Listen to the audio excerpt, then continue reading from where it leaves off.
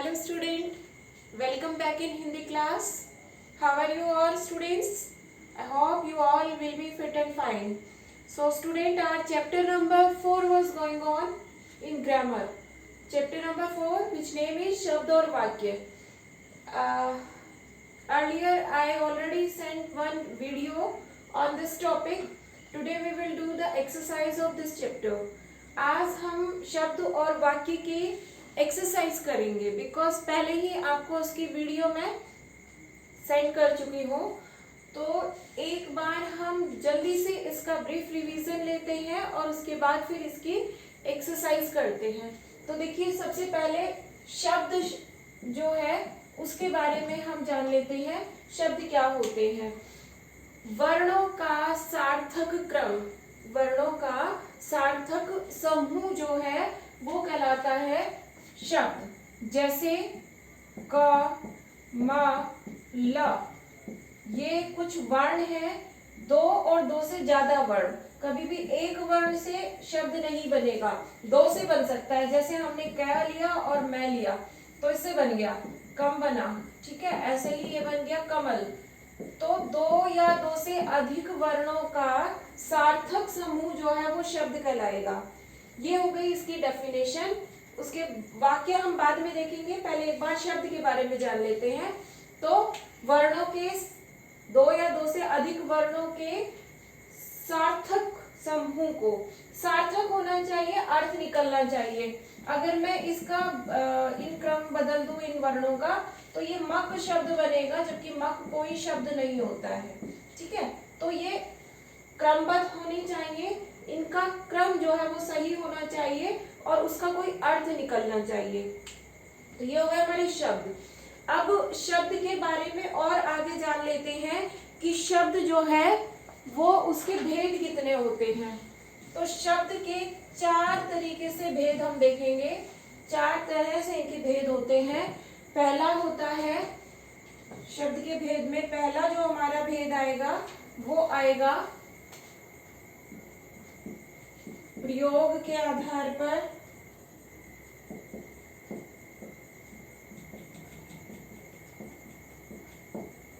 दूसरा है रचना या बनावट के आधार पर।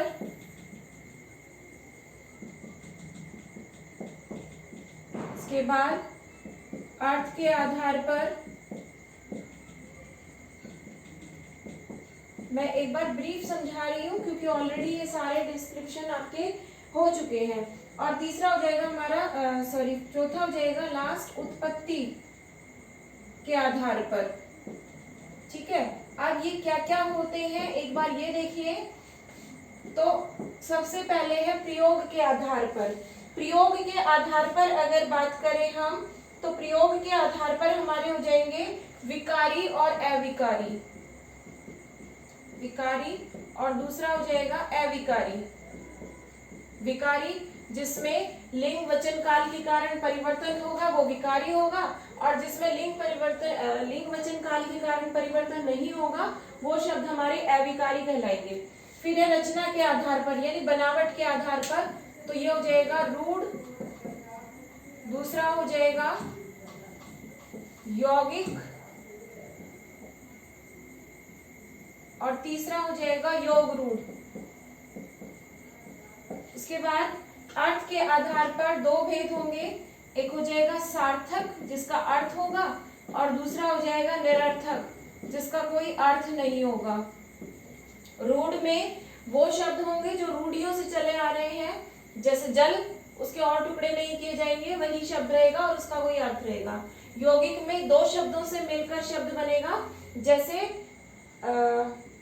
पाठशाला, तो पाठ अलग शब्द हो गया, शाला अलग शब्द हो गया, ये हो गया यौगिक। और योग रूढ़ वे शब्द होंगे जिनके अंदर दो शब्दों से मिलकर तो बनेगा लेकिन कोई अलग अर्थ देगा। जैसे जलज शब्द को ले तो जल प्लस जय यानी जल में जन्म लेने वाला, अर्थ कौन होगा इसका? कमल। इस तरीके से ये योग रूढ़ हो गया। सार्थक अर्थ और निरर्थक हो गए हमारे अर्थ के आधार पर। उत्पत्ति के आधार पर बात करें तो एक तो हो जाएगा हमारा तत्सम, दूसरा हो जाएगा तद्भव,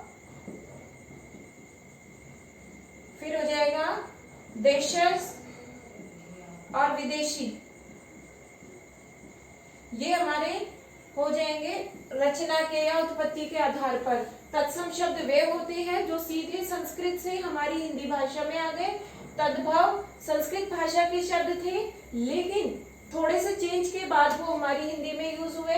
देशज जो आम बोलचाल की भाषा से आए, और विदेशी वे शब्द हैं जो दूसरी भाषा के थे, तुर्की के, पुर्तगाली के, अंग्रेजी के, ये शब्द भी हमारी हिंदी में यूज हो रहे हैं, तो ये हो गए विदेशी शब्द। इस तरीके से हमने देखा कि शब्द की हमने डेफिनेशन देखी, वर्णों के सार्थक समूह को 2 या 2 से अधिक होने चाहिए, ये चीज याद रखें कि 2 या 2 से अधिक होने चाहिए कि सार्थक समूह को शब्द कहेंगे।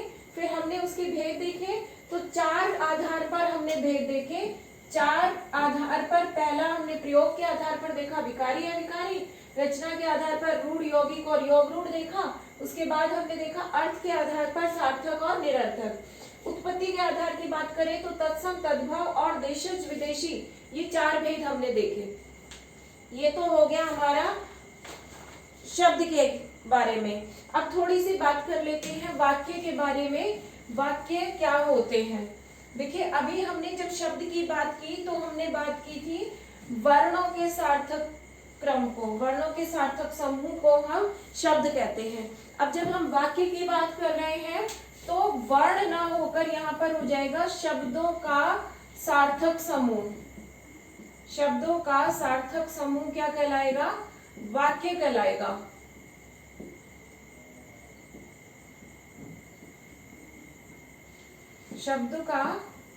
शब्दों का सार्थक समूह वाक्य कहलाता है। जैसे दिन एक शब्द है, वाक्य दिन निकल आया, ये कुछ शब्द मैंने लिखे। निकल आया, निकल शब्द अलग है, गया शब्द अलग है, हमने इन सबको एक साथ लिख दिया, दिन निकल गया या दिन निकल आया, तो ये क्या बन गया? हमारा एक वाक्य बन गया। इस वाक्य में हमें ये पता चल रहा है कि क्या काम हो गया, भाई दिन निकल आया अर्थात सुबह हो गई है और लोग बाग अपने अपने कामों पर लग गए हैं। तो ये एक वाक्य है और इस वाक्य में कुछ शब्दों का प्रयोग हुआ, उन शब्दों का सही अर्थ निकल रहा है।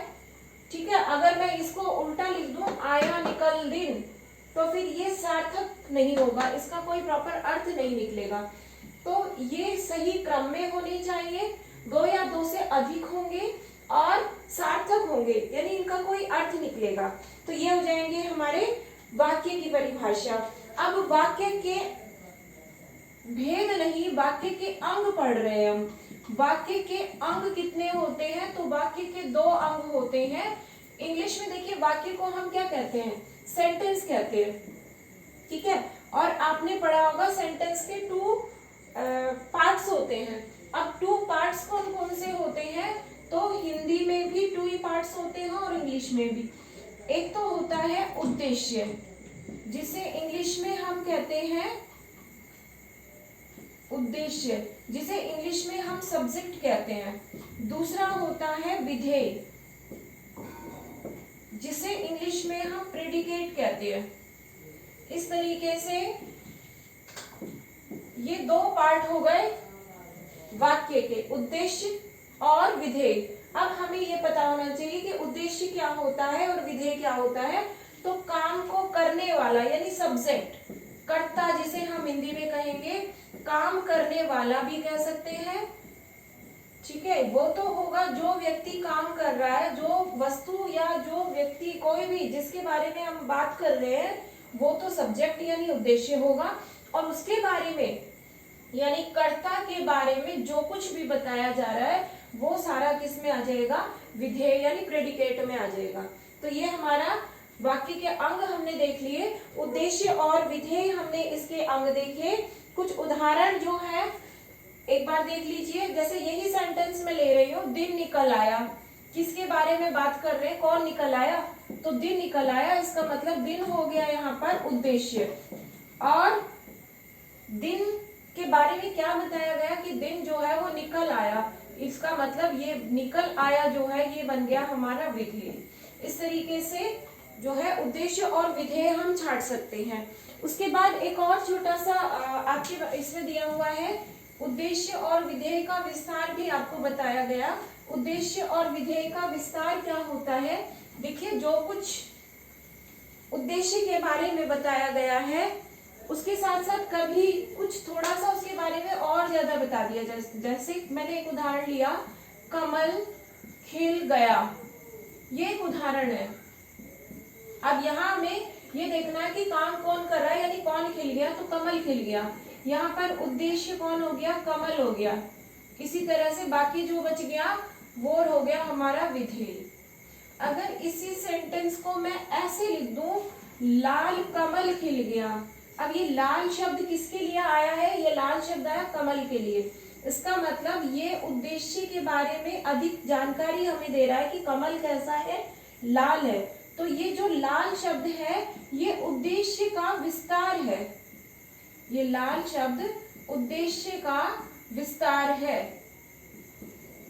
यानी जिसके बारे में, उद्देश्य के बारे में जो कुछ एक्स्ट्रा में हमें बताया गया वो उसका विस्तार कहलाएगा। ऐसे ही विधेय का विस्तार की बात करें तो अगर इसके बारे में कुछ हमें एक्स्ट्रा जानकारी मिल रही है, भाई खिल गया, मान लीजिए कमल, लाल कमल सूर्य को देखकर खिल गया। अब मैंने ये लिख दिया, इसमें ऐड कर दिया। अब ये खिल गया तब तो विधेय था, और सूर्य को देखकर भी कैसे खिला? सूर्य को देखकर, तो ये इस विधेय का विस्तार हो गया। ठीक है, इस तरह से हम उद्देश्य और विधेय का विस्तार पहचान सकते हैं कि क्या उसमें उद्देश्य का विस्तार है और क्या विधेय का विस्तार है। क्योंकि ये वीडियो ऑलरेडी आपके पास है, तो अब हम इसकी एक्सरसाइज पर पहुंच जाते हैं जल्दी से कि एक्सरसाइज में हमें क्या क्या करना है इसमें। तो देखिए, क्वेश्चन है इसमें, और क्वेश्चन भी खूब सारे दिए गए हैं। पहला क्वेश्चन, शब्द किसे कहते हैं? तो दो या दो से अधिक वर्णों के सार्थक समूह को शब्द कहते हैं। दो या दो से अधिक वर्णों के सार्थक समूह को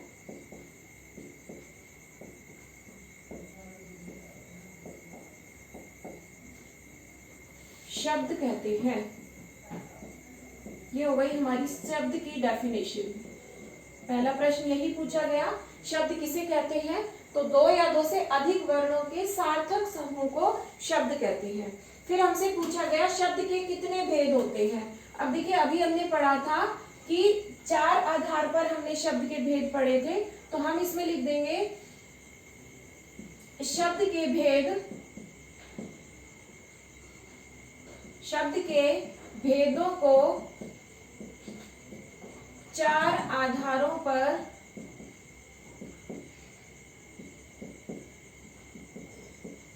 बांटा गया है। शब्द के भेदों को 4 आधारों पर बांटा गया है। हालांकि किसी एक पर्टिकुलर का पूछा जाता है, उत्पत्ति के आधार पर शब्द के कितने भेद है, तो हम लिख देते 3 है। लेकिन यहाँ पर क्वेश्चन में इस तरह का कुछ नहीं दिया गया, तो हम इसमें लिखेंगे कि शब्द के 4 आधारों पर भेद किए गए हैं। और वो 4 आधार अभी मैंने आपको समझाया, उत्पत्ति के आधार पर, रचना के आधार पर, अर्थ के आधार पर और प्रयोग के आधार पर। तो ये 4 आधारों पर ये हो गया। उसके बाद अगला जो प्रश्न है हमारा, अगले प्रश्न में हमसे पूछा गया कि वाक्य किसे कहते हैं। तो यहाँ पर देखिए वर्ण थे, यहाँ पर हो जाएंगे शब्द। शब्दों के सार्थक समूह को, शब्दों के सार्थक समूह को वाक्य कहते हैं। शब्दों के सार्थक समूह को वाक्य कहते हैं। उसके बाद है विधेय, उद्देश्य किसे कहते हैं। अगला जो प्रश्न है, प्रश्न नंबर 4, इसमें हमसे पूछा कि उद्देश्य किसे कहते हैं। तो वाक्य में जिसके विषय में कुछ कहा जाए, वाक्य में जिसके विषय में कुछ कहा जाए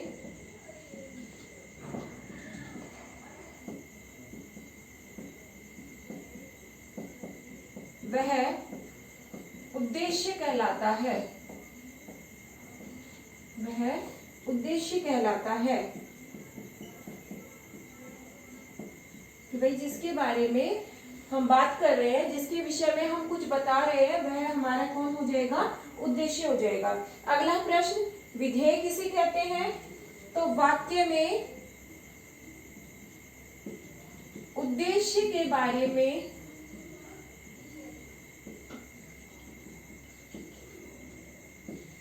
जो कुछ कहा जाए वह विधेय कहलाता है।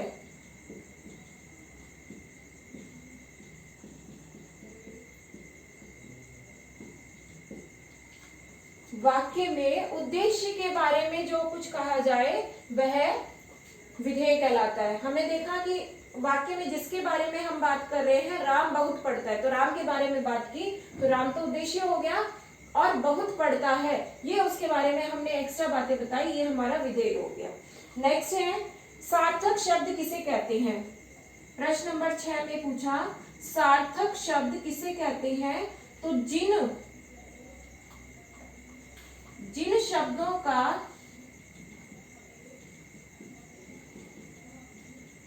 कोई अर्थ होता है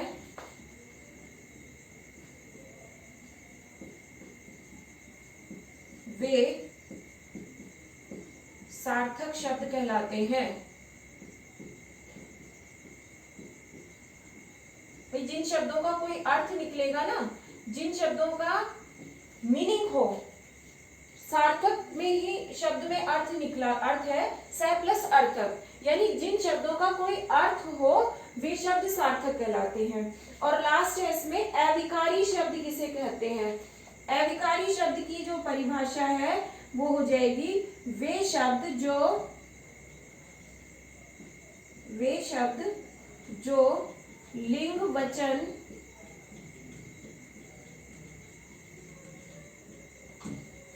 तथा काल के कारण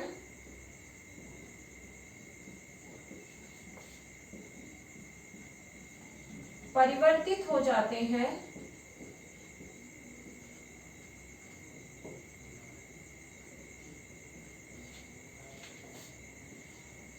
विकारी शब्द कहलाते हैं।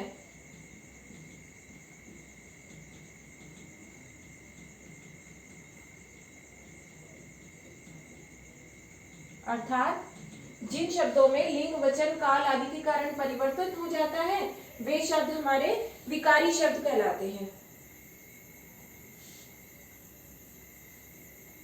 एक मिनट बच्चों, इसमें विकारी नहीं, हमसे अविकारी शब्द पूछा है, तो क्वेश्चन में देखिए थोड़ा सा इसमें चेंज कर देती हूँ मैं आंसर में, वे शब्द जो लिंग वचन तथा काल के कारण परिवर्तित नहीं होते हैं।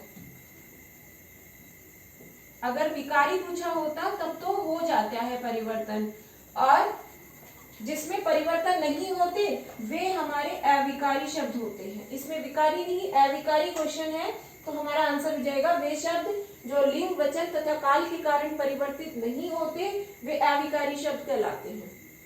ये हो गए हमारे प्रश्न उत्तर। उसके बाद अगर बात करें हम अगला प्रश्न है हमारा, रिक्त स्थानों की पूर्ति करो।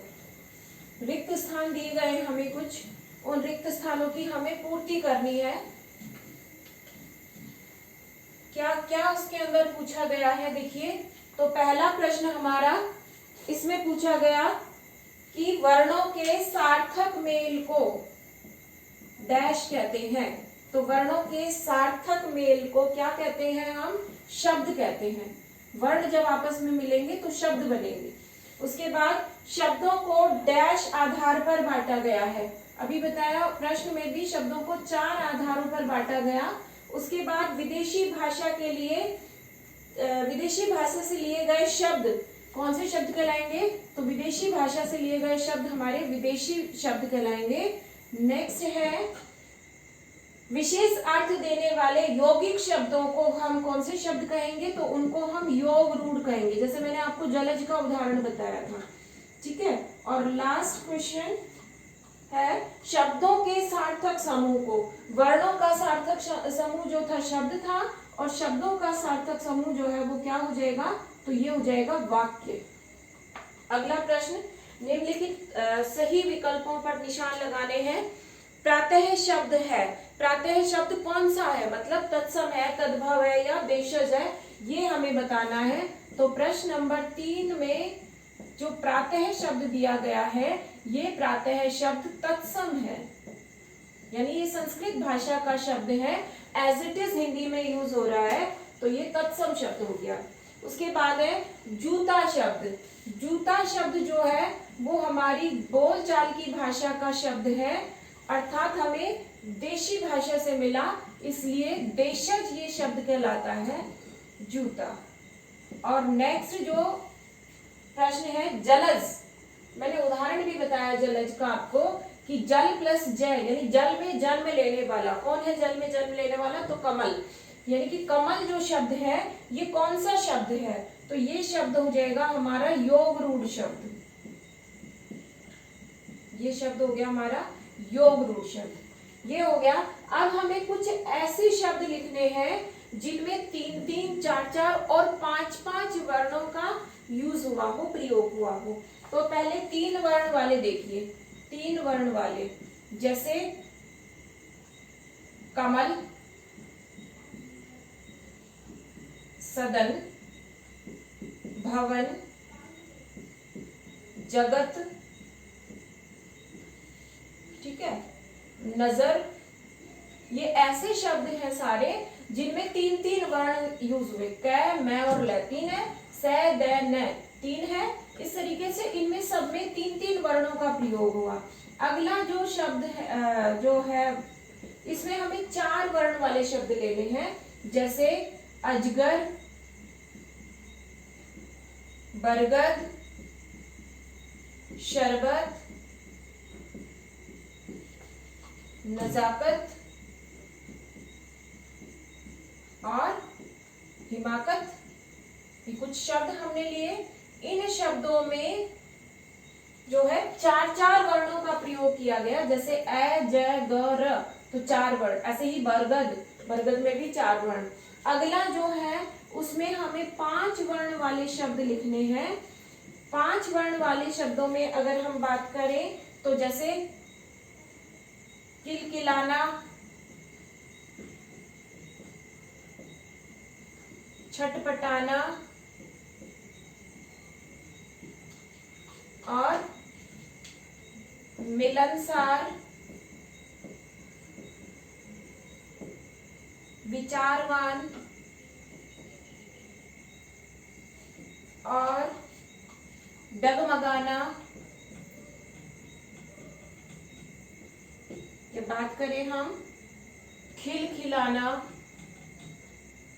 हो गए हैं 5, कोई बात नहीं, एक और लिख देती हूँ, खिलखिलाना। इस तरीके से ये ऐसे वर्ण शब्द हैं जिनमें 5-5 वर्णों का प्रयोग किया गया, जैसे की, ल, की, लाना 5 वर्ण, छटपटाना तो इसमें भी 5 वर्ण। इस तरीके से कुछ शब्द हमने लिखे। पहले शब्द में जो लिखे पहले लाइन में, उसमें 3-3 वर्णों वाले हमने शब्द लिखे, दूसरी में हमने 4-4 वर्णों वाले शब्द लिखे और फिर हमने 5 वर्ण वाले शब्द लिखे। अब अगला जो अंतिम प्रश्न है हमारा, इसमें हमें उद्देश्य और विधेय को छांट कर लिखना है। उद्देश्य क्या है वाक्य में और विधेय क्या है, ये हमें छांटना है। प्रश्न नंबर 5 जो कि हमारा अंतिम प्रश्न है आज का, प्रश्न नंबर 5, इसमें हमें बताना है कि क्या उद्देश्य है और क्या विधेय है। जैसे पहला है खिलाड़ी खेल रहे हैं। अब खिलाड़ी शब्द उद्देश्य होगा, मैं इधर उद्देश्य है और उसके आगे यहाँ लिख रही हूँ विधेय। तो खिलाड़ी खेल रहा है, खेल रहे हैं, काम कौन कर रहे हैं, खिलाड़ी। किसके बारे में बात कर रहे हैं हम, खिलाड़ी के बारे में। खिलाड़ी खेल रहे हैं, तो क्या काम कर रहे हैं, खेल रहे हैं, ये हो गया विधेय। काम करने वाला उद्देश्य, बाकी का बचा हुआ विधेय। ऐसे ही अगला जो है सेंटेंस, इसमें पूछा गया बंदर नाच रहा है, तो काम कौन कर रहा है, बंदर। क्या काम कर रहा है, नाच रहा है, ये हो गया विधेय। सेंटेंस को समझते चलना ज्यादा इजी रहेगा, बाद में आप आराम से निकाल लेंगे कौन सा उद्देश्य होगा और कौन सा विधेय। फिर है नदी बह रही है, किसके बारे में बात की हमने, नदी के बारे में। नदी क्या कर रही है, बह रही है, तो ये हो गया नदी बह रही है।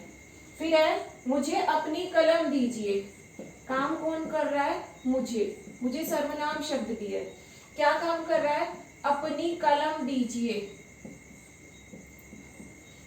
ये इसमें हो गया विधेय। ठीक है।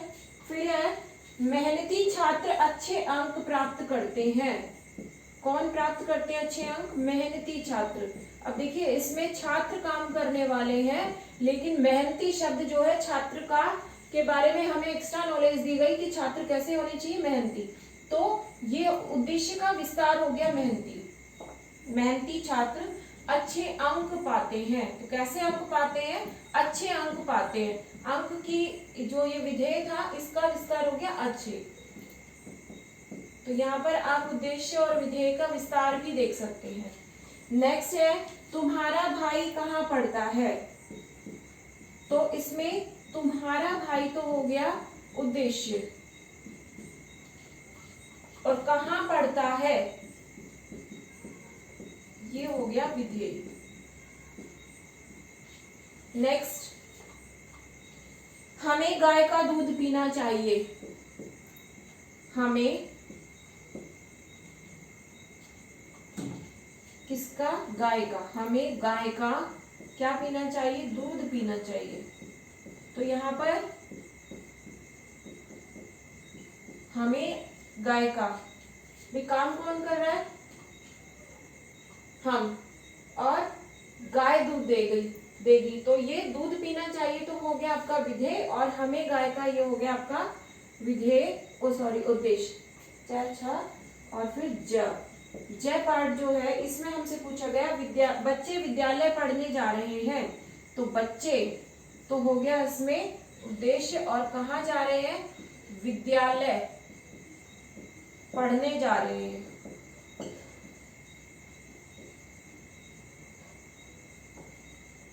नेक्स्ट है पिताजी अपने कार्यालय गए हैं, पिताजी काम करने वाले पिताजी और अपने कार्यालय गए हैं, ये हो गया विधेय।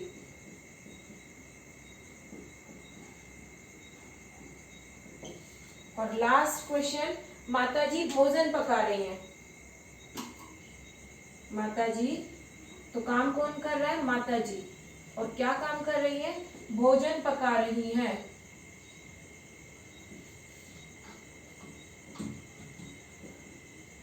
ये हो गया हमारा विधेय। इस तरीके से हमने देखा बच्चों कि किस तरीके से हम उद्देश्य और विधेय को अलग कर सकते हैं। सिंपल सी थिंग है, हमें एक चीज ध्यान रखनी है, काम कौन कर रहा है वो हो गया उद्देश्य, क्या काम कर रहा है वो हो गया विधेय। ये चीजें आपको ध्यान रखनी है, तो आप इजीली उद्देश्य और विधेय को छांट सकते हैं। उम्मीद करती हूँ कि उद्देश्य विधेय ही नहीं बल्कि पूरा चैप्टर, शब्द और वाक्य से संबंधित जो चैप्टर हमारा चल रहा है, ये आज आपको अच्छे से समझ आ गया होगा। एक्सरसाइज आप अपनी बुक में फिल कर लेना। क्वेश्चन आंसर्स हालांकि इसके बड़े हैं, so you will write in your notebook only. Question answer आप अपनी नोटबुक में लिखेंगे, जबकि बुक एक्सरसाइज आप बुक में ही फिल कर लेना। ठीक है बच्चों, आज की क्लास में इतना ही पढ़ते हैं, मिलते हैं अगली वीडियो में। हमारा टॉपिक होगा संज्ञा। ठीक है, तब तक के लिए इस चैप्टर को अच्छे से याद कर लें, और याद भी कर लें और उसे लिख भी लें। ठीक है, थैंक यू।